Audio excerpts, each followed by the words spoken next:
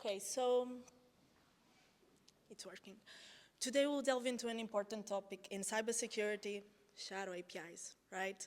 We will explore during this talk effective strategies for detecting and prevent them, and I will also walk you through a real-world example that highlights the impact and the urgency for addressing these hidden vulnerabilities. But before getting started, I'm going to briefly introduce myself again.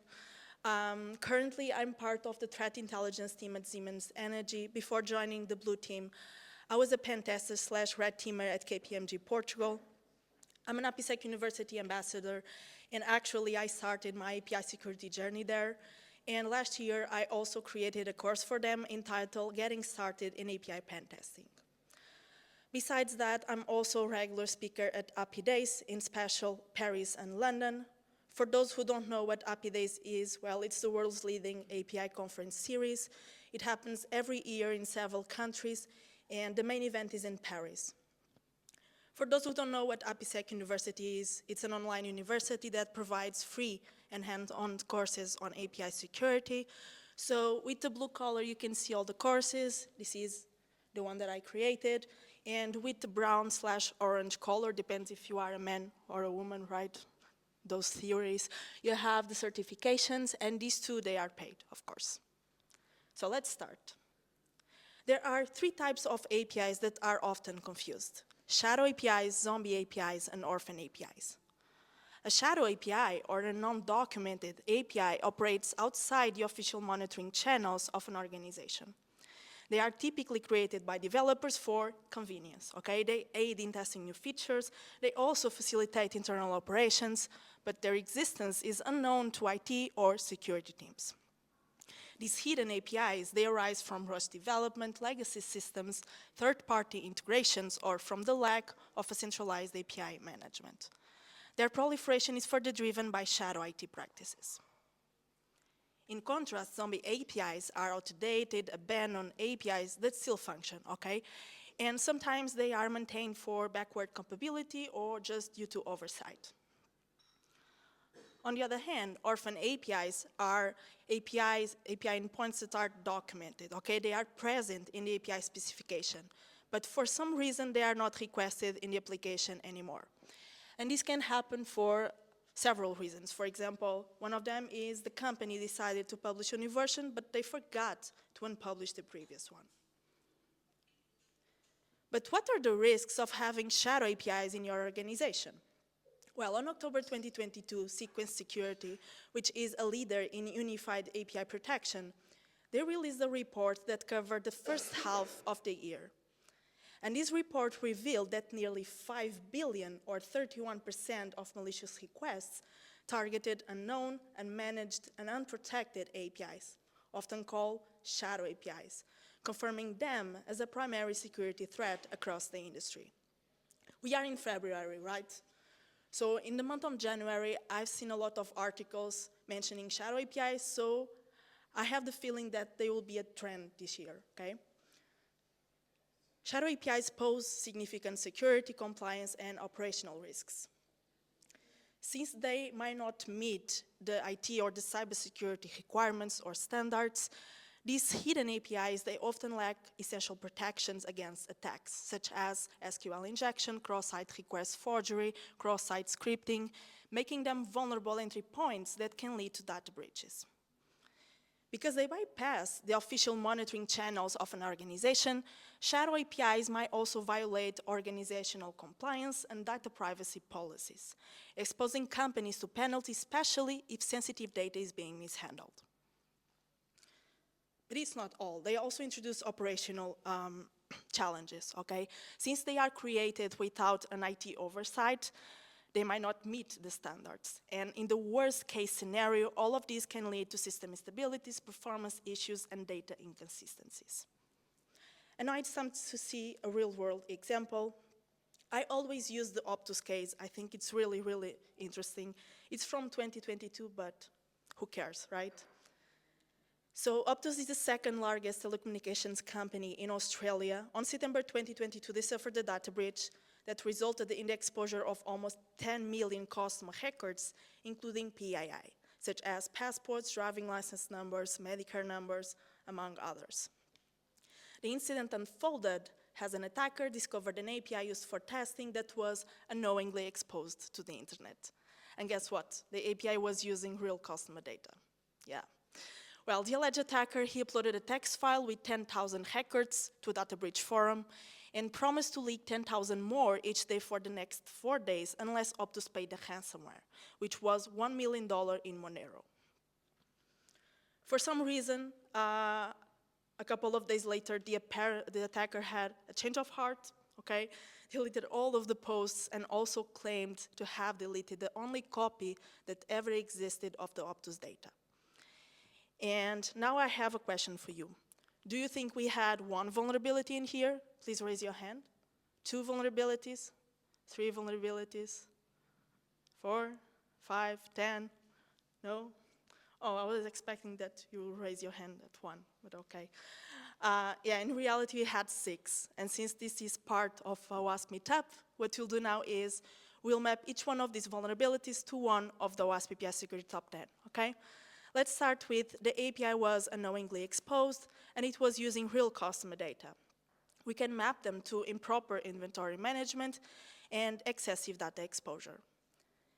Besides that, the API had no authentication and no authorization, and these two, we can map them to broken authentication and broken object level authorization. Last but not least, the API had no monitoring and rate limiting, and these two, we can map them to insufficient logging and monitoring and unrestricted resource consumption.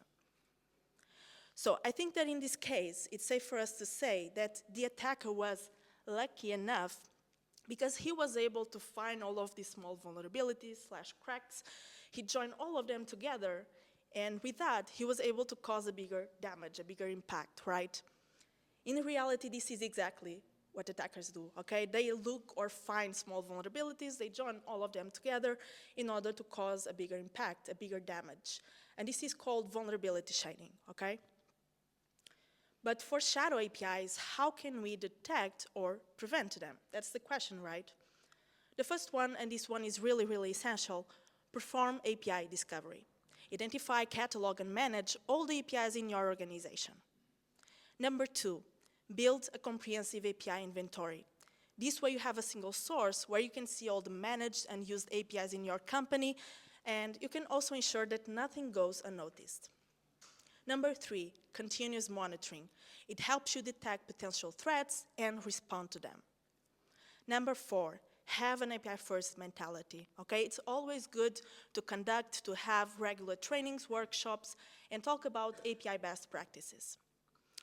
And finally, shift left approach. This way you'll be able to catch vulnerabilities before they reach production. But let's talk about each one of these in detail, and let's start with API discovery. So as I said, API discovery is the process of identifying, cataloging, and managing all the APIs in your company, right? You have 2 ways to do this. You have the manual way and the automated way. The manual way, it involves review documentation, analyze source code, bytecode, explore API directories, check for URL patterns, and more important, collaboration, okay? People from security will need to talk to developers. For the automated API discovery, it involves using specialized tools, scripts, and services to scan for APIs in your applications. And on the screen, you can see a few examples of tools that you can use, right? WebSuite, Postman, Kiterun, you have so many, many others, okay? As you might imagine, both the automated and the manual way, they have advantages and disadvantages. The manual API discovery is well suited for shorter requirements, okay? For smaller environments that are simple. And you can also achieve a high level of precision as each API is carefully reviewed. But you also have notable drawbacks, okay? It's time consuming, it's prone to human error. It's not the best solution for larger or complex environments. And you need to keep in mind that this really depends on the expertise of the person that is performing it, right? For the automated API discovery, well, it's efficient, it's scalable, you have some consistency, and it saves you a lot of time. But again, disadvantages. These tools, they don't have the full context of your application, okay?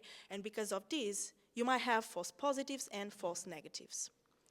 You might also have legal and ethical concerns, especially if you're scanning for external or sensitive APIs.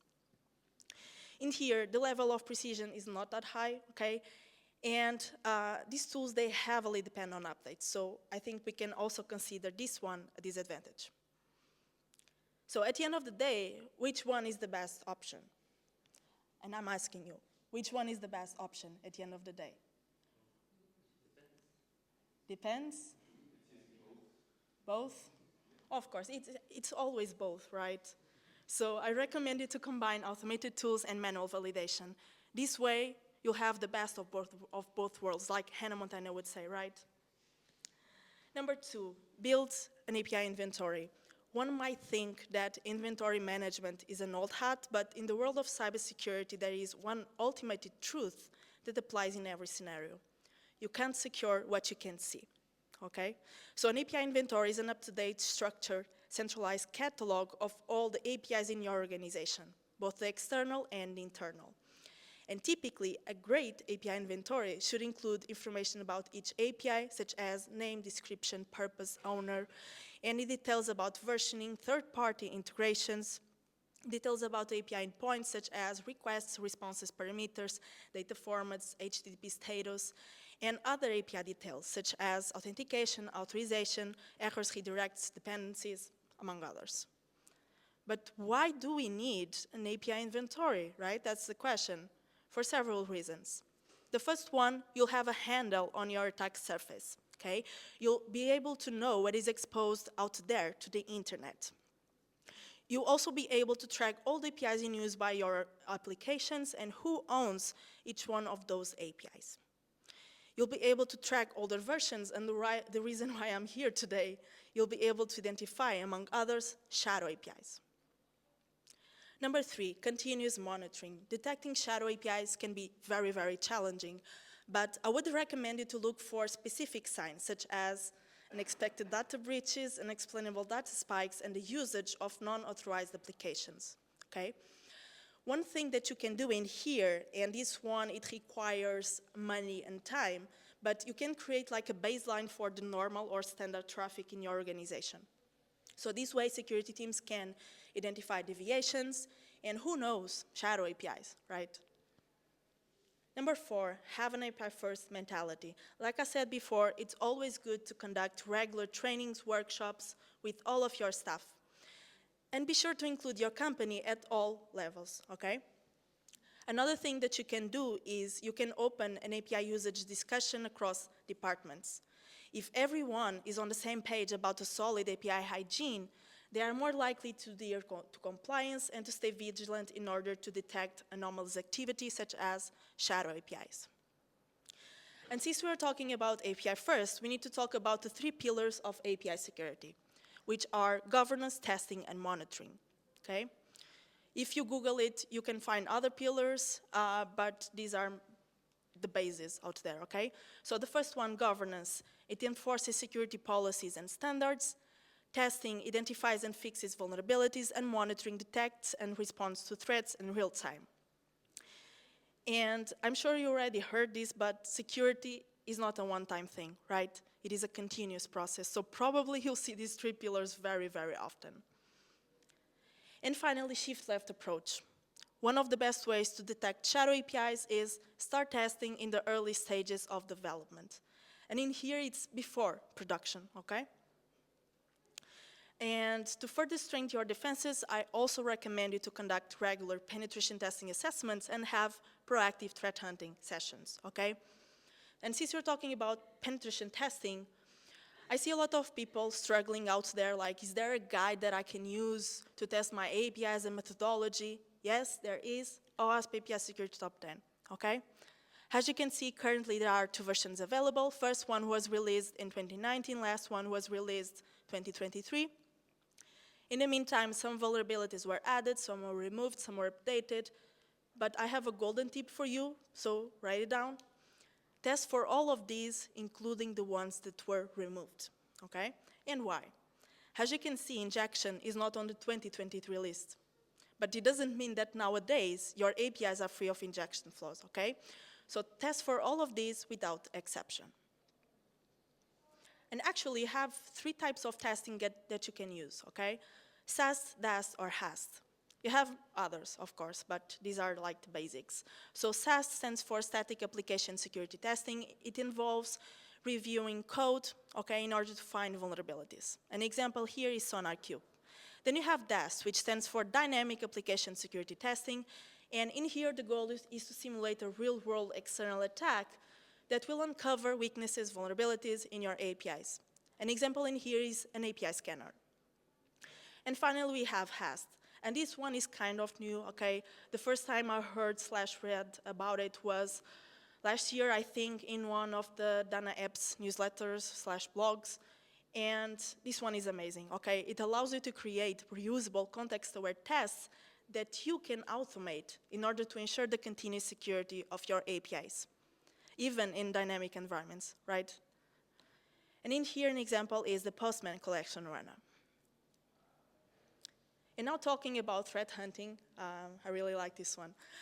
So just a fun fact, actually 44% of attacks bypass traditional security defenses. And by traditional security defenses, we are talking about VPNs, antivirus, firewalls, secure gateways, among many others. So what's the solution in here? Threat hunting, yay, right? Which is the practice of proactively searching for threats, vulnerabilities in your organization. This is a typical threat hunting cycle. It all starts with an hypothesis, okay? The hypothesis can be something like the black box threat actor is using RMM tools, remote management and monitoring tools, to exfiltrate data from the victim's systems, okay? And after this, you'll need to conduct an investigation, number 2, in order to prove or deny your hypothesis, number 3. And actually, after number 3, you have 2 avenues. The first one is you have relevant hits or findings in your systems, and in that case, you'll need to involve incident response team, okay? The second avenue, you don't have any relevant hits or findings, and in that case, you can just create a detection rule and close the loop. It looks pretty simple, right? But now you need to multiply this by at least 10 a day, and this actually takes a few hours to complete. But what are the benefits of doing this? The first one is early detections of threats. We are not waiting for something to happen, like a penetration testing assessment, right? Many companies only hire pen testers after a data breach.